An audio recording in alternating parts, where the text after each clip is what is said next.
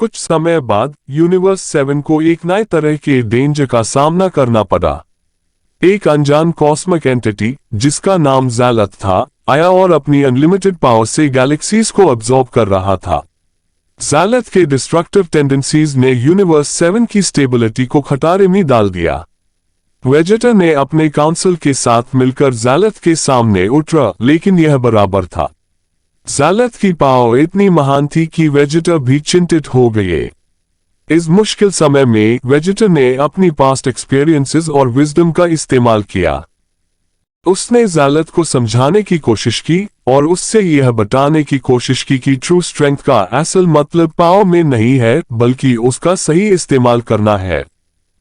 वेजेटर ने ज़ेलथ को दिखाया कि डिस्ट्रक्टिव पावर का इस्तेमाल करके सिर्फ केओस और विनाश ही पैदा होता है, जबकि उसका पोटेंशियल एक नए और बेहतर दुनिया की रचना करने में भी है। ज़ेलथ इनिशियली रेजिस्टेंट था, लेकिन धीरे धीरे उसके दिमाग में वेजेटर के वर्ड्स ने जगह बनाई। ज़ेलथ ने अपनी पावर्स का इस्तेमाल चेंज करके यूनिवर्स 7 के रीबिल्डिंग में मदद की। उसने अपनी एनर्जी को हीलिंग और क्रिएटिव पर्पसेस के लिए यूज करना शुरू किया। इस तरह ज़ेलथ ने अपनी पावर्स को यूनिवर्स 7 की बेटरमेंट के लिए कंट्रीब्यूट करना सीखा। वेजेटर की गाइडेंस और ज़ेलथ की ट्रांसफॉर्मेशन ने यूनिवर्स 7 को एक नए उजाले की तरफ ले जाया। इस इंसिडेंट ने दिखाया कि कोई भी, चाहे वो गॉड ऑफ डिस्ट्रक्शन हो या एक कॉस्मिक एंटिटी, अपनी पावर्स को सही तरीके से इस्तेमाल करके एक पॉजिटिव चेंज ला सकता है। इस प्रकार यूनिवर्स 7 ने एक और इम्पोर्टेंट लेसन सीखा कि हर एक इंडिविजुअल का एक महत्वपूर्ण योगदान है और ट्रू स्ट्रेंथ का असल रूप उसका इम्पैक्ट है। यूनिवर्स 7 के इस नए चैप्टर में वेजेटर और ज़ेलथ ने एक साथ काम करके एक नया ऑर्गेनाइजेशन बनाया जिसका नाम था कॉस्मिक गार्डियंस। इस ऑर्गेनाइजेशन का उद्देश्य यूनिवर्स 7 के गैलेक्सीज और सिविलाइजेशंस को प्रोटेक्ट करना, उनकी ग्रोथ और हार्मनी में मदद करना था। कॉस्मिक गार्डियंस के राजदूत हर जगह पार गए, स्पीशीज से मिलकर उनके नीड्स और चैलेंजेस को समझा। वो टेक्नोलॉजिकल एडवांसमेंट्स और कल्चरल एक्सचेंजेस को प्रमोट करने लगे। वेजेटर और ज़ेलथ ने दिखाया कि एक साथ मिलकर डाइवर्सिटी को सेलिब्रेट करके और एक दूसरे से सीखकर एक पीसफुल और थ्राइविंग यूनिवर्स का निर्माण किया जा सकता है। कॉस्मिक गार्डियंस ने नॉट ओनली फिजिकल थ्रेट से लड़ना शुरू किया, बल्कि उन्होंने एजुकेशन और अवेयरनेस भी स्प्रेड की। वो कॉस्मिक बैलेंस और यूनिवर्सल इंटरकनेक्टेडनेस को एम्फसाइज करते रहे, जिससे हर एक बीइंग अपनी रिस्पॉन्सिबिलिटीज और पावर्स का सही तरीके से इस्तेमाल करे। इस तरह यूनिवर्स 7 ने अपने चैलेंजेस को अपॉर्चुनिटीज में बदल कर एक नई रोशनी से चमकने का काम किया।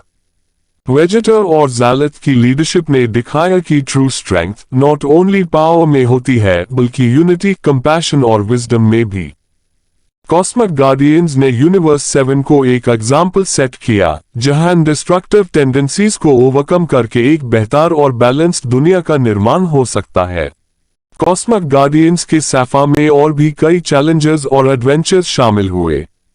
एक बार एक एंशिएंट कॉस्मिक फोर्स ने अपने एग्जिस्टेंस के लिए यूनिवर्स 7 के गैलेक्सीज को थ्रेटन किया। इस फोर्स का नाम एल्ड्रन था, जो डार्कनेस और केओस को स्प्रेड करने की कोशिश कर रहा था।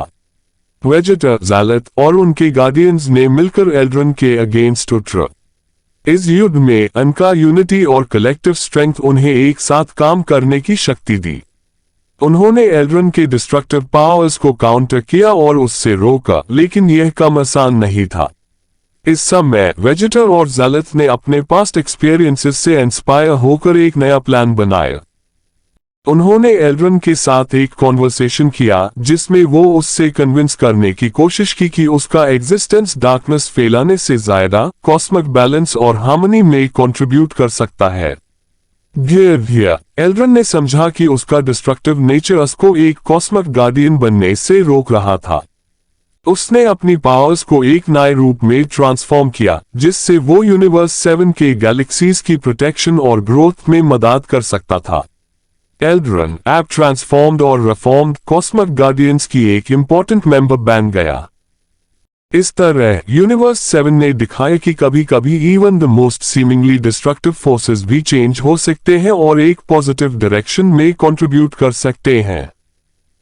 कॉस्मिक गार्डियंस की टीम ने यूनिवर्स 7 को एक यूनाइटेड, डाइवर्स और हार्मोनियस यूनिवर्स बनाने का उदाहरण प्रदान किया, जहां स्ट्रेंथ का असल रूप यूनिटी, कंपैशन और सही इस्तेमाल में छुपा था।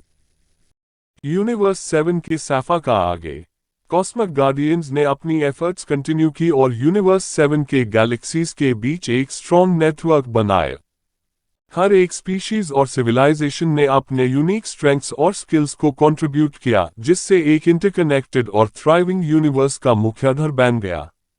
वेजेटर और ज़ैलथ ने अपने रोल्स को इवॉल्व किया। अब वो नॉट ओनली प्रोटेक्टर्स और गाइड्स बल्कि मेंटर्स भी बन गए।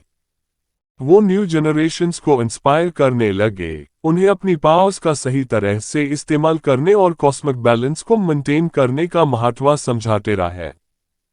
कॉस्मिक गार्डियंस ने यूनिवर्स 7 में एक यूनिवर्सल एजुकेशन सिस्टम एस्टैब्लिश किया, जिसमें स्पीशीज के बच्चे और young individuals cosmic principles, diplomacy और कोलैबोरेशन के बारे में सीखते। इससे एक नए जनरेशन को प्रिपेयर किया गया जो फ्यूचर चैलेंजेस और अपॉर्चुनिटीज को सही तरीके से टैकल कर सके। इस तरह यूनिवर्स 7 ने अपनी जर्नी में डिस्ट्रक्टिव टेंडेंसीज को ओवरकम करके एक new era of harmony, unity और ग्रोथ का दरवाजा खोला। कॉस्मिक गार्डियंस की लीडरशिप ने यूनिवर्स 7 को एक पॉजिटिव ट्रांसफॉर्मेशन दी, जहां पावर का असली एसेंस यूनिटी और कलेक्टिव रिस्पॉन्सिबिलिटी में था। यूनिवर्स 7 की कहानी हमेशा एक यादगार संदेश देती है कि हर एक इंडिविजुअल का एक महत्वपूर्ण योगदान होता है और ट्रू स्ट्रेंथ का असल रूप उसके एक्शंस, कोऑपरेशन और कंपैशन में छुपा होता है। इस कहानी से हमें यह सीख मिलता है कि हम अपनी पावर्स और एबिलिटीज को सही तरीके से इस्तेमाल करके एक बेहतर दुनिया का हिस्सा बन सकते हैं।